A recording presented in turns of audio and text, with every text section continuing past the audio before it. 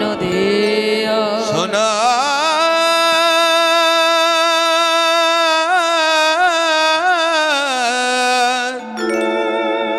সোনা নদিয়া এই গলিতে পাপি তাপি যত ছিল মধুর কৃষ্ণ নামে সবই উদ্ধারিল দেখো তার সাক্ষী কেবল জগায়ার মাধা ওরে জগায়া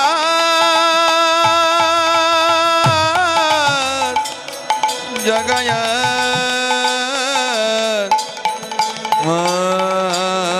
মাধাই শশীনন্দন গৌধরী আমার আমার ছচি মায়ের দুলালিয়া রাধা রানীর পরণ বোধ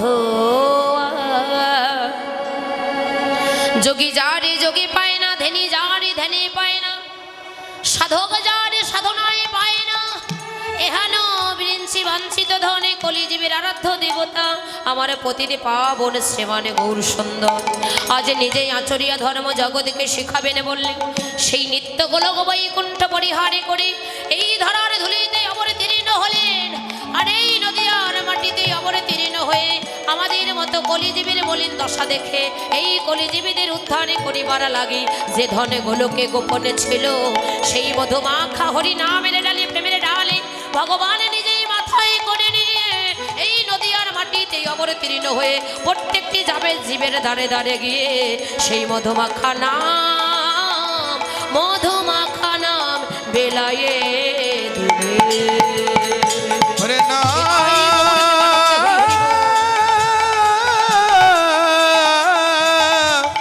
মধুমাখানা বিলায়ে বিলায়ে দিলে গৌড় বল যিনি সৃষ্টি স্থিতি লয় প্রলয়ের মালিক যিনি এই বিশ্ব ব্রহ্মাণ্ডের মালিক যিনি অনন্ত কোটি ব্রহ্মাণ্ডের মালিক সেই ভগবান নিজে আচরিয়া ধর্ম জগৎকে শিখাবেন বলে বৃন্দাবন ও লীলা গোড়ার বনেতে পড়িল যমুনার ভাব সুরধ্বনিরে করিল গৌড়ি বল আসলে মানে বাবার আমার পিছনে তো এই জন্য আর মাইক্রোফোনটা স্টারে রেখে আর কথা বলা হচ্ছে না হরি বল তো বৃন্দাবন লীলা গোড়ার মনেতে পড়িল বাবা আমার গৌড়ি তো বৃন্দাবনে ছিলেন কিন্তু বৃন্দাবন ছেড়ে নবদ্বীপ আসলেন কেন আবার এই নদিয়ার মাটিতে নবদ্বীপের মাটিতে অবতীর্ণ হয়ে আবার কেন সেই বৃন্দাবন লীলার কথা মনে পড়ে গেল রাধা কৃষ্ণ মিলিত তনু রাধা কৃষ্ণ একাদা মাধু দেহ ধরি অনন্য বিলাস রস আস্বাদন করি এই দুই দেহ এবে চৈতন্য গোসাই রাধা রস আস্বাদিতে দোহে হইল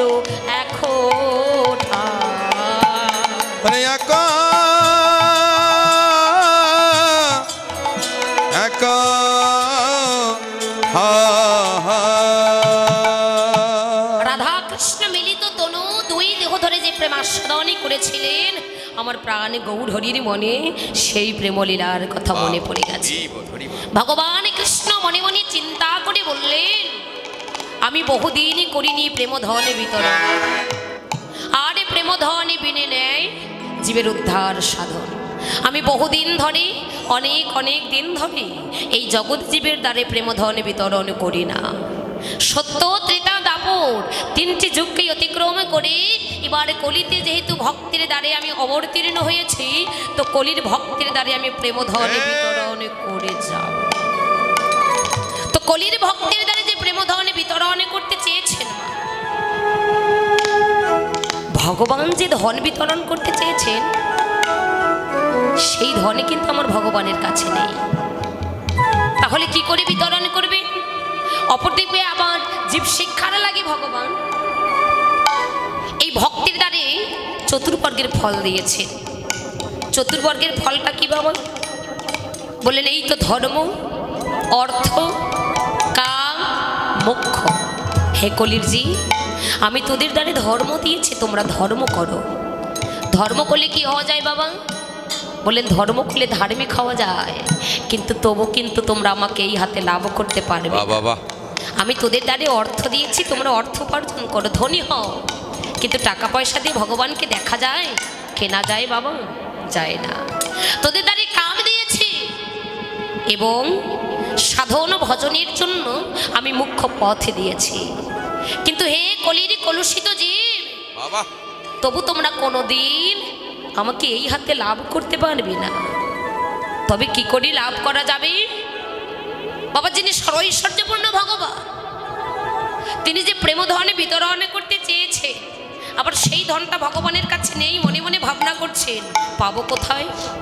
আমি তো এই জগতের দ্বারে বড় মুখ করে বলেছি যে তোদের দ্বারে প্রেমধন বিতরণ করব, কিন্তু সেই প্রেমধন নেই। তাই জগৎকে শিক্ষা দেবার জন্য জগতের দ্বারে চতুর্বর্গের ফল দিলাম।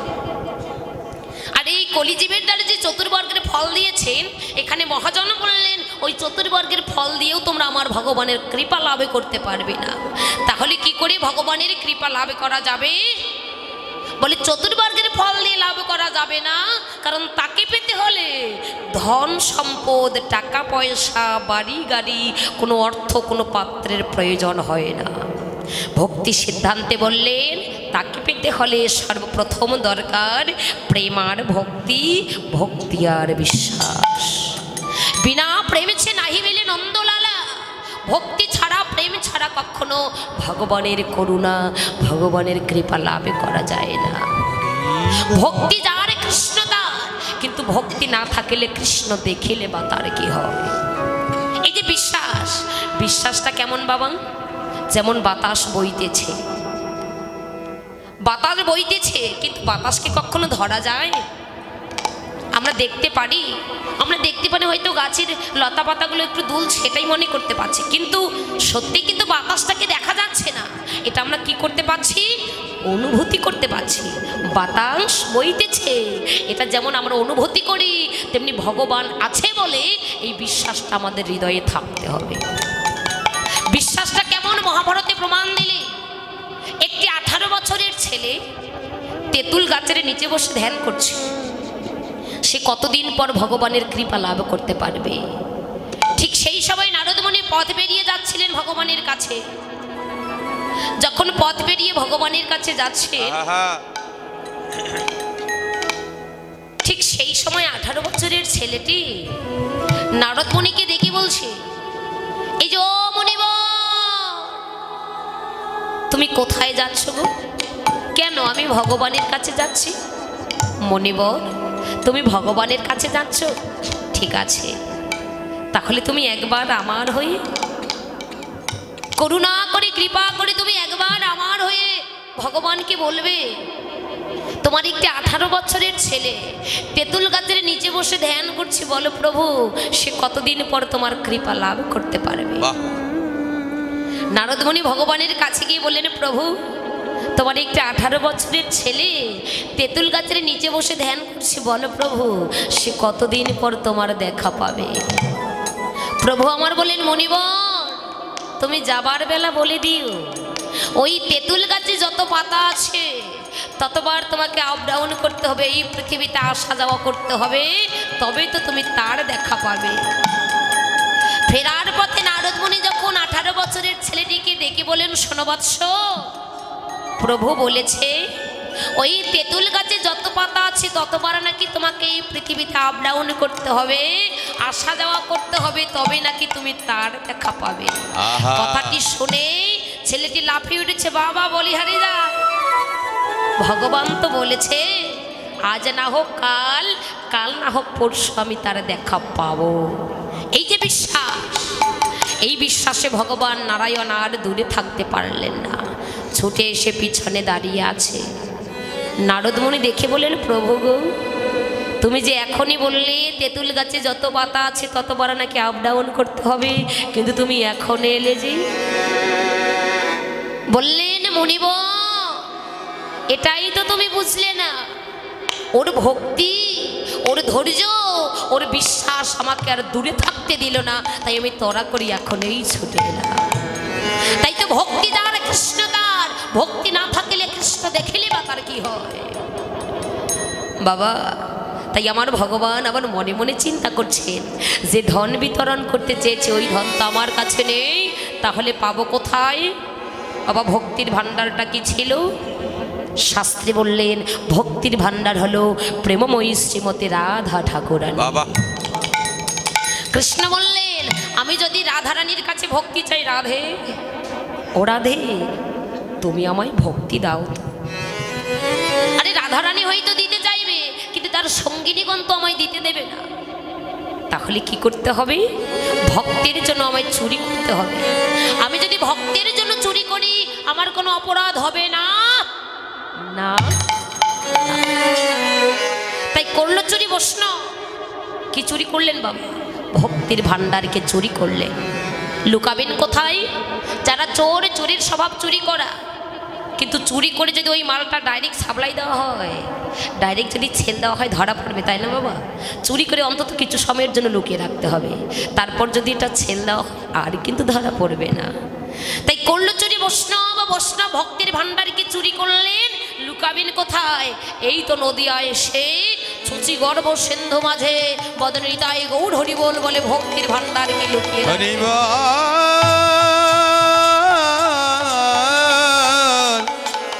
হরি বল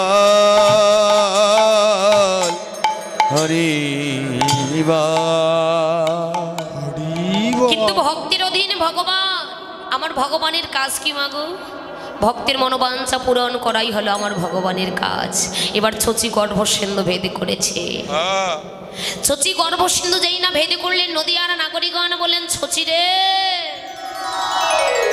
তুই এত সুন্দর সুসন্তানের জননী হতে চলেছিস, কিন্তু তোর সামনে একটা কথা বলতে কেমন কেমন লাগছে, না বলেও কিন্তু আর পারছি না।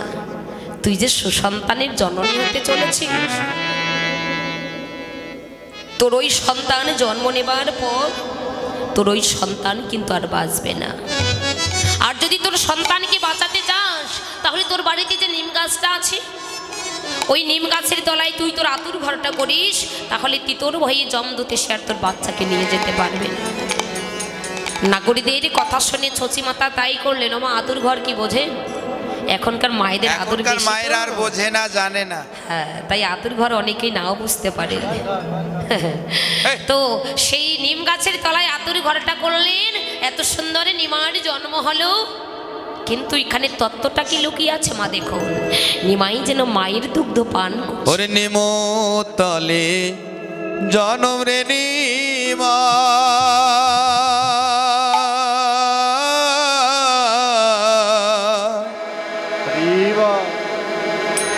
নিমাই রে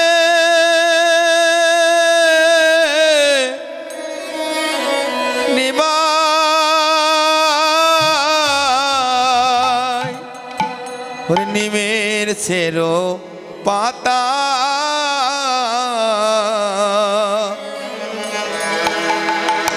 ওরে ভক্তগণ নাম রেখেছে রে, ওরে নিমায় তোমার রে নিমায় দর রে।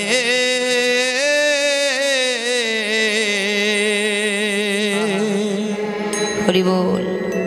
এত সুন্দর নিমার জন্ম হলো, মায়ের দুগ্ধ পান করছে না কেন? বৈষ্ণবগণ ভালো করে বিচার করে দেখলেন শশী মাতা নাকি জীবনে কোনোদিন দীক্ষা মন্ত্র গ্রহণ করেনি। মনে রাখবেন মাগো, আমরা থালা ভর্তি করে যে চাই ভগবানকে সেবা দেই না কেন, আমরা যদি অদীক্ষিত ব্যক্তি হই, অদীক্ষিত ব্যক্তির হাতে আমার ভগবান কখনোই সেবা গ্রহণ করে না। অদীক্ষিত ব্যক্তির হাতে ওই সেবা মূত্র এবং পৃষ্ঠা সমতুল্য। তাই অদীক্ষিত ব্যক্তির হাতে আমার ভগবান কখনো সেবা গ্রহণ করে। শশী মাতা যখন দীক্ষা মন্ত্র গ্রহণ করলেন, এত সুন্দর নিমাই মায়ের দুগ্ধ পান করে ধীরে ধীরে নিমাই বড় হয়ে গেল। এতটুকু বাচ্চা রাস্তার মধ্যে খেলছেন বাবা। তো যে পথে খেলছে ওই পথে দিয়ে নদীয়ারা নাগরিকগণ চলছেন যমুনায় কলসিতে জল ভরতে। কিন্তু একটা সুন্দর বাচ্চা দেখলে দেখবেন সবার কোলে নিতে মন চায়, তাই না? সবার কিন্তু ভালোবাসতে আদর করতে ইচ্ছা করে। আমার ইউটিউবে চ্যানেল নাকি আমার এই দাদা আমার অনেক কীর্তন সেরেছে বাবা।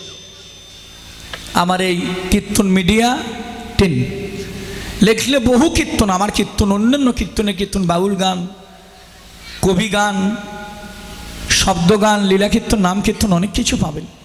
আপনারা এই চ্যানেলটা সাবস্ক্রাইব করবেন, এটা আমার অনুরোধ।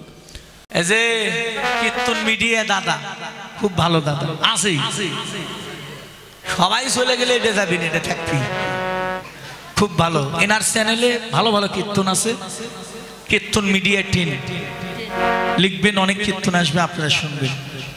আমাদের অনেক কীর্তন সারা আছে। কীর্তন মিডিয়া 10 সকল সনাতন ধর্মে যত বড় বড় কীর্তনীয় আছে, কীর্তন হয়েছে নাম কীর্তন, লীলা কীর্তন। এই যে কীর্তন মিডিয়া এই চ্যানেলটি সকল কীর্তনীয়দের কীর্তন এই ইউটিউব চ্যানেলে পাবেন আপনারা। সনাতন ধর্মীয় অনুষ্ঠান ইউটিউব চ্যানেল কীর্তন মিডিয়া, আপনারা সাবস্ক্রাইব নতুন নতুন কীর্তন, সাবস্ক্রাইব করবেন। এবং অষ্টকালীন নীলা কীর্তন, গীতা পাঠ, মহানাম যজ্ঞ অনুষ্ঠান, এক নাম নীলা কীর্তন, আপনারা সকলেই ওই চ্যানেলে সাবস্ক্রাইব করবেন গীতা পাঠ, ভাগবত পাঠ, সকল কিছু এই চ্যানেলে দেখতে পাবেন। এবং সকলেই দেখবেন এবং বেশি বেশি করে শেয়ার করবেন, যেন সকলের মাঝে দাদা আরো ভালো ভালো কীর্তন আপনাদেরকে উপহার দিতে পারে। কীর্তন মিডিয়া সকল ভক্তগণই এই চ্যানেলটি দেখবেন। হ্যাঁ, তো গৌর হরি বল। হরি বল, হরি বল।